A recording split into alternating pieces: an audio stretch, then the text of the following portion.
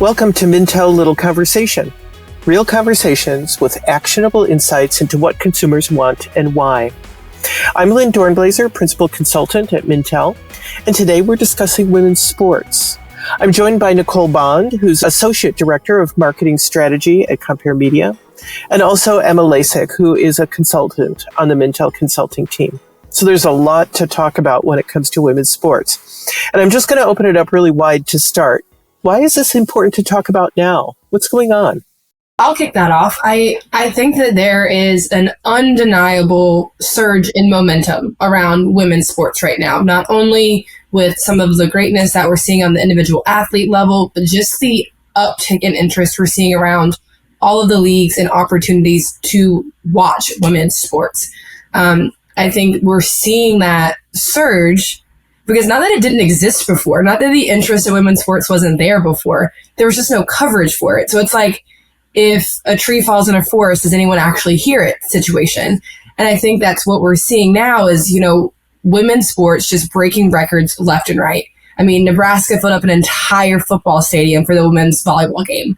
So if we give women's sports that opportunity to get that viewership, to get that engagement, they're delivering at every turn. And I think that's what's really driving a lot of this impact.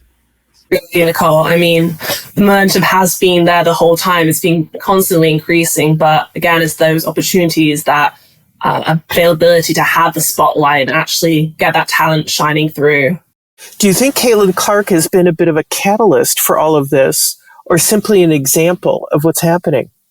I think both things can be true. I think that what she did was just has and continues to do is undeniable greatness, right? Like, she is taking a skill that is comparable to what you see in the men's game and just blowing it out of the water, breaking records left and right. And it's something that is getting coverage, though. If that was all happening when, Kelsey Plum broke the scoring record when she was at Washington, when Breanna Stewart won, 4 NCAA championships back to back to back, they would have had that same polarizing view, not polarizing, but attraction.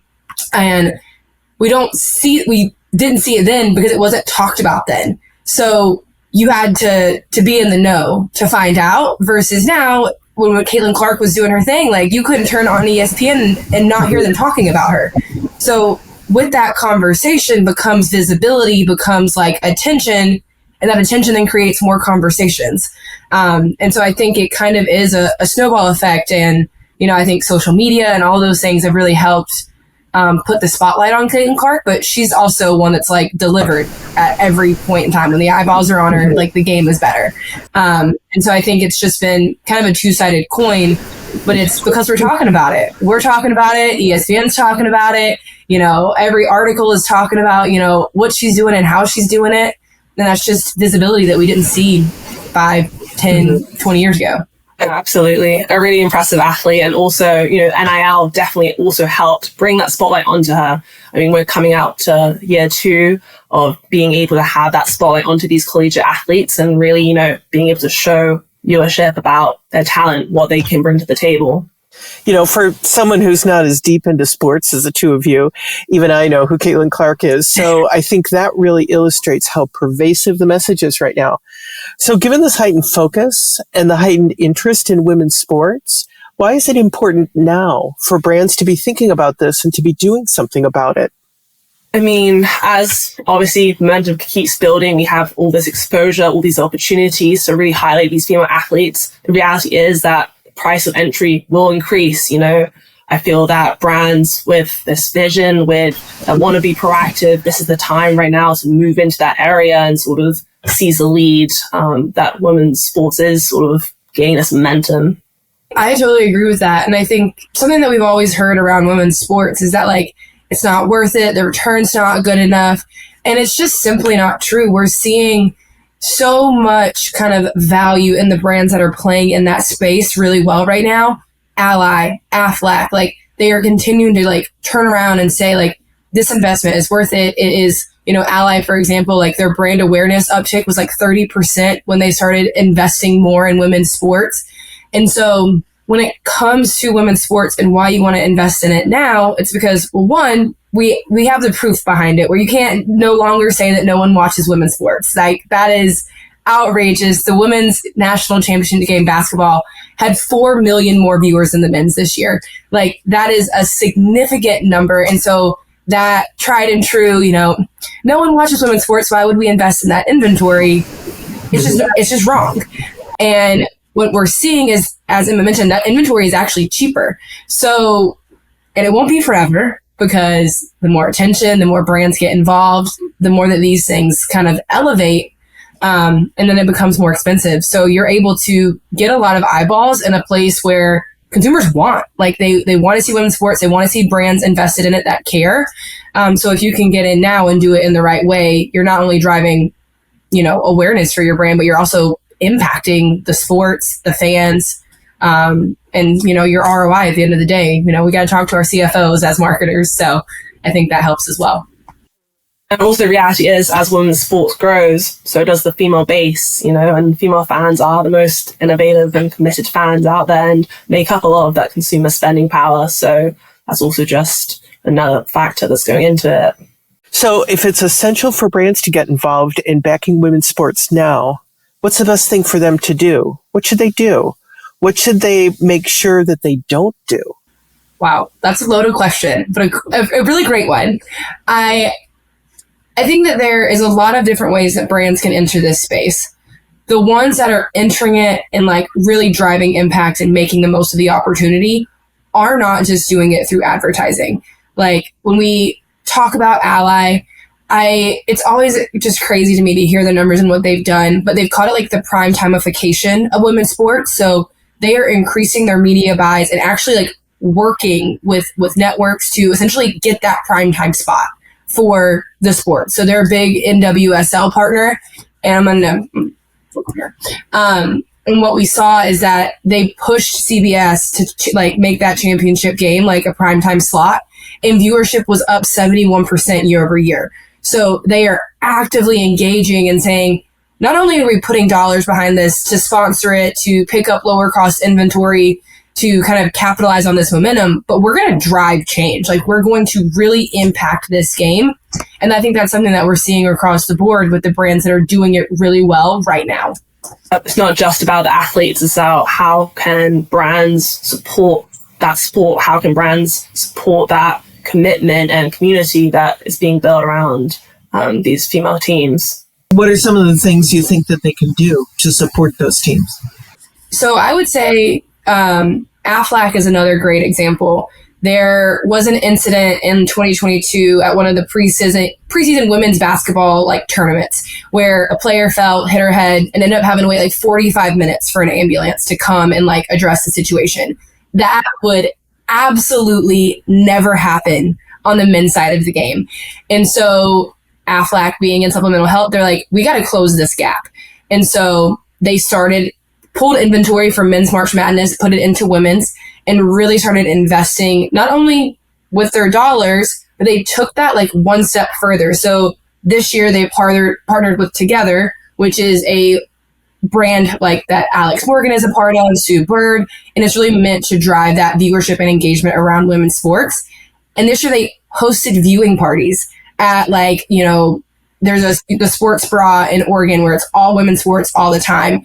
And so they're creating community. So they're not just there. They're not just kind of passively investing.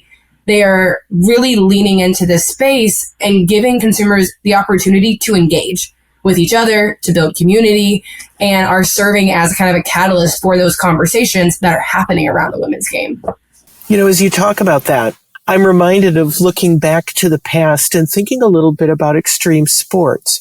When extreme sports were new, we saw partnerships that were a little bit different. Red Bull was so ingrained with those extreme sports. It seemed like Red Bull itself created that segment in the sports industry. At least to an onlooker, that's what it felt like a little bit. Does it feel like women's sports is at that point now where it's got the opportunity to partner with the right companies to really help the whole women's sports market explode? Does it feel like that's the inflection point we're at right now? We have to keep going back to media coverage because it is kind of at like the crossing point of what's happening in women's sports and like where the future will be. And when a lot of the disparities between men and women's March Madness, I mean, the women's tournament wasn't even called March Madness until a couple of years ago. Like, the disparities became very apparent, and everyone's like, well, the women's tournament doesn't make as much money. And it's like, the contract that was signed to get the women's games on TV was significantly less than what they charge for the men. Same thing when it comes to the WNBA, because the contract value on their network rights was significantly lower than it is on the men's game, and it's not up for renewal until 2025. So when that hits, the more brands that are investing in that space or showing interest in that space, the more coverage and like the higher that contract value can go up, which then benefits the players, it benefits the league, it benefits the viewerships, and it's kind of that self-fulfilling prophecy. So I think it now is a great time to get involved in it for sure. Definitely like new territories now coming up in this whole realm of sponsorship. And yeah, like you said, Nicole, it's sort of the next few years is when we're really going to see it exacerbated and sped up. It feels like the smart route to take is what, Nicole, you've mentioned with Aflac. Not just here's money, but here's a partnership. What are some of the brands that are doing that, or you think, the two of you, that you think should be doing that? I think one that really pops up for me is Under Armour. And the reason I'm going to pull in Under Armour is because when we want to play in women's sports, like, everyone that is actively involved in it knows that there's so much work to be done. It's not just signing the largest contract. It's not just, signing the deal that's going to give you the shoe. It's like, no, I want to impact this game. I want to grow the game. I want to grow women's sports. And I really like Under Armour because they have partnered with Kelsey Plum, who is a WNBA star. And essentially, one of the things was I wanted to partner with someone that was aligned with my values and help me impact the game. And so Under Armour, I think it's the 2024 second year, where they do what's called like Kelsey Plum's dog class. So they bring in guards from across the country that essentially is like, it's really hard to transition from the collegiate game to the pro game. So if I can give you access to my network, to my training, to, learning from me, I'm helping you kind of jump a gap that I really struggled through. And Under Armour's like, you got it. Like, let's do it. Let's bring it to life. And so I think when it's playing in women's sports right now, it's more than just like advertising. The ones that are doing it really well are connecting with the athletes and understanding what is important to you. How do we grow this game together, and working through those conversations and actually like making it happen. Definitely. I feel like Puma is another one that last year sort of made some headlines of sponsoring LSU basketball player Johnson on a shoe deal. They then they then followed signing another 10 additional former athletes from soccer, golf, different sports. And then they actually brought them all together and held this first ever clinic for International Day of Girl. Again, sort of these initiatives that are supporting female athletes and just trying to empower that side of things. And I think, I'm just talking about, what do consumers feel about this, right? Like, we're trying to like connect with consumers. And I came across some research that said nearly 3/4 of consumers think that brands should equally sponsor men and women's sports, like put that equal investment behind it and really kind of speak to it. But something that kind of was really interesting when looking at Ally, because they had a 50-50 pledge. They came out and said, right now we're spending 80-20. We want to switch to 50-50. And they have increased their investment like 300%. And they've come out and said, we essentially have no more inventory to buy. There's not enough media spots for us to put the dollars behind to have our balance sheet equal out. And so, they've done great work. I think they're sitting at 60-40, the last that I checked. But I found that with it, consumers want the coverage. They want more access. Like, brands are trying to do it. And we're just, seeing kind of this tipping point of making that happen for brands, for consumers, and for all of these individual leagues. What do you think's ahead for women's sports, especially when it comes to brand involvement, and what brands need to be thinking about today to plan for 5 years from now, let's say? I think it's definitely opportunities, right? Like Nicole just sort of mentioned, is having these opportunities where brands can get involved, these touch points that they can reach and they can have this engagement. I feel like in the next couple of years, I feel that a lot of these, sorry, I'm going to read you. I feel like a lot of these championships, a lot of these networks, a lot of these national sort of entities are sort of hearing this desire, this demand that's being created for women's sports. And as stuff begins to change, I think it's really important for brands to find those touch points, find those way in, to really be able to interact. I absolutely agree with that. And I think we've kind of hit on it a bit, but I think the future of it with women's sports and the growth that is still on the table for it will really be about giving the athletes the platform, investing in that to make that platform bigger, and then giving them the respect they deserve. I think that is something that will be really interesting when we look at women's sports and how it continues to grow, and the attention that it continues to drive, and the conversations even that like are being had around the games, right? I think that there's so much work to be done in that space, but I really think those that stand out over the next 5-year period and are really making waves within this space will be leaning into some of the things that are, beyond the game, that live beyond like what's happening on the court. And I think that'll be really impactful as we go.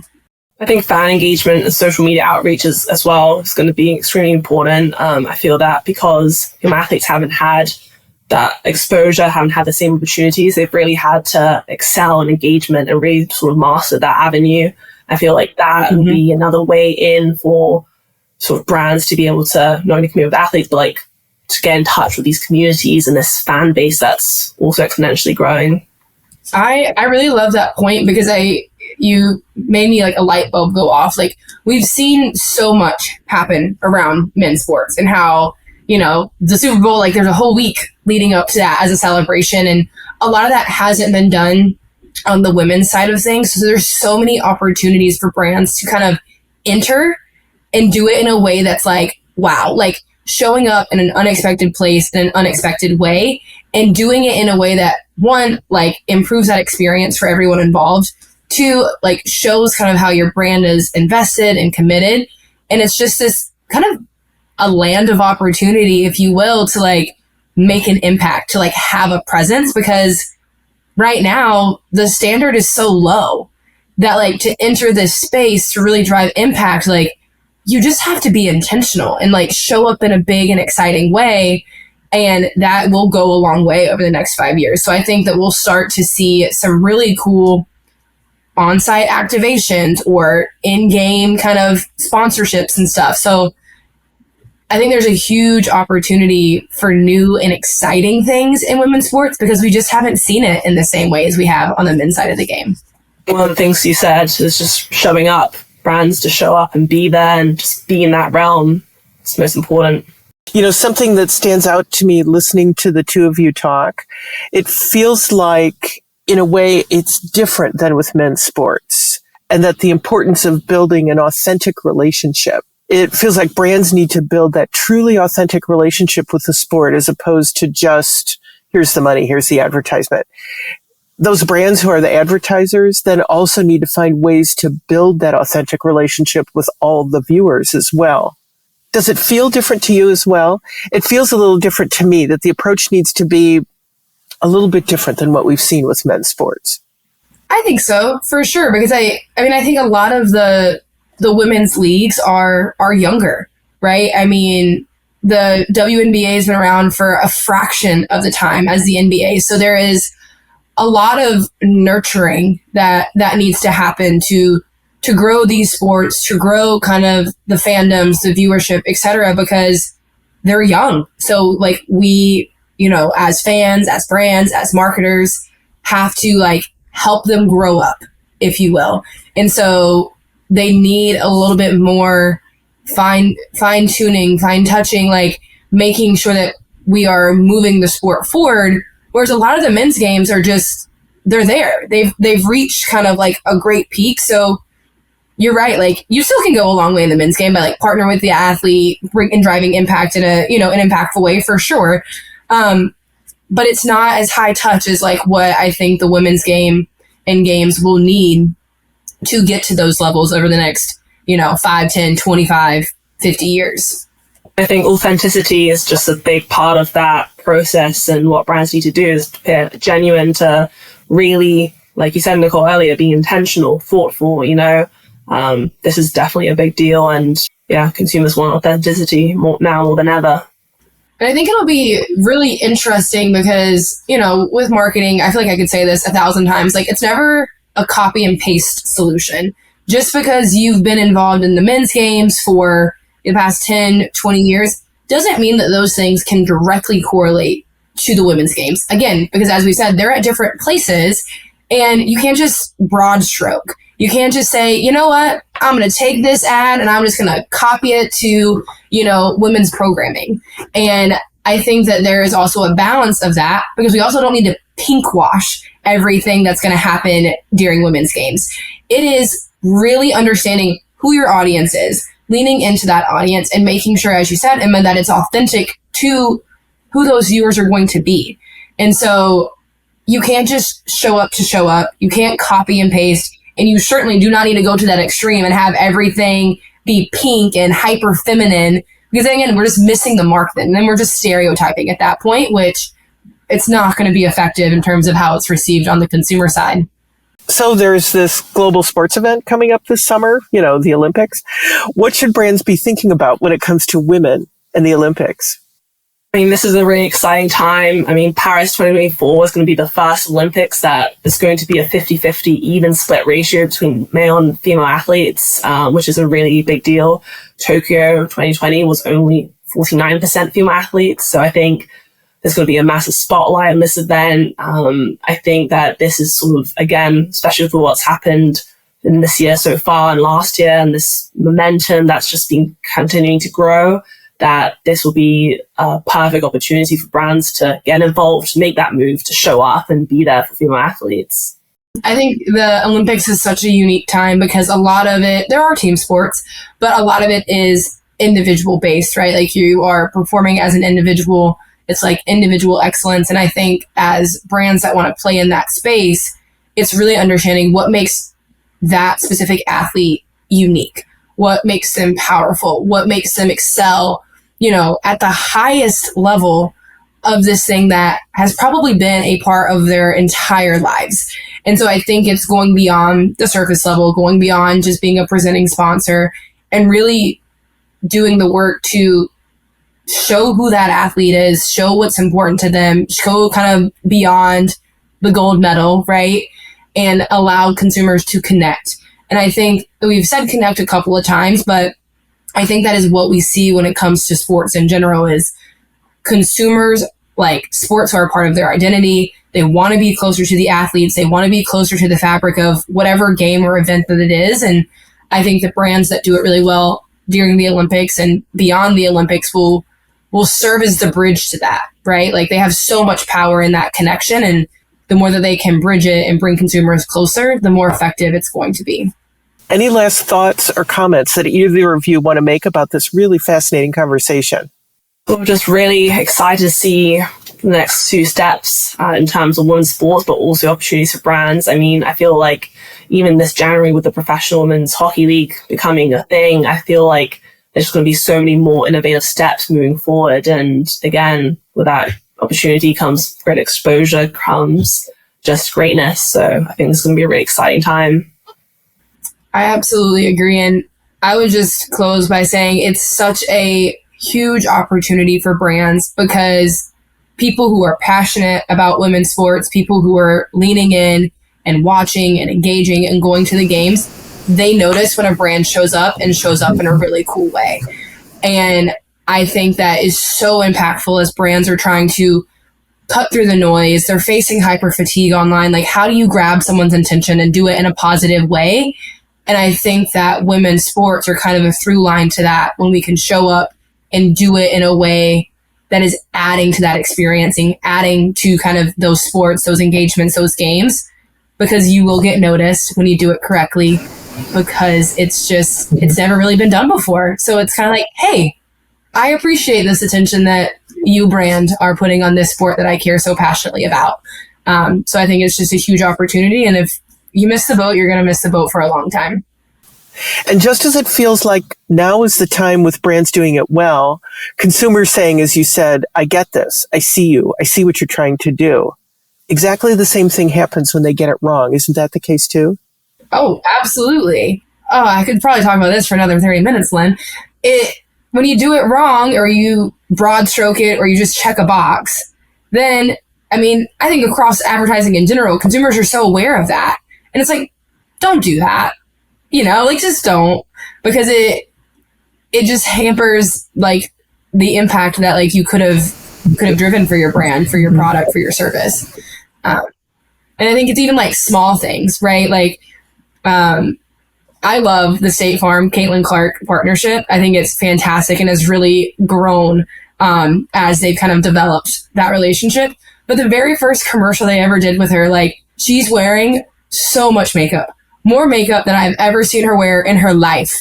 Like, even like when she got drafted, she was wearing less makeup. And so that's kind of where like that through line, as someone who is actively engaged in the game, like loves Caitlin Clark, I see that and I'm like, this is weird. I'm like, who approved this? And so I think it's understanding those nuances and those details and not trying to pink wash them. Like, they don't put that much makeup on Travis Kelce and Patrick Mahomes, like, you know? And so I think it's just a huge opportunity, and it's the little things that will also get picked up on. So it's important to lean in and like really lean in. Well, we've talked about a lot of really fascinating things and some great opportunities for brands. I think what really stands out to me so far to be thinking about is when it comes to women's sports, that brands have got to be authentic, thoughtful, and intentional. The importance of building relationships and helping to nurture the players and nurture the league and being as high touch as possible is what's needed right now when it comes to women's sports, and for companies to make those connections now that will serve them very well in the future. So I want to thank everyone who's listening in, but remember that the conversation doesn't end here. Head over to Mintel's LinkedIn and Instagram and let us know what you think, because we'd love to hear about it. We'd like to hear your thoughts on this episode and this topic and any other topics you might be interested in.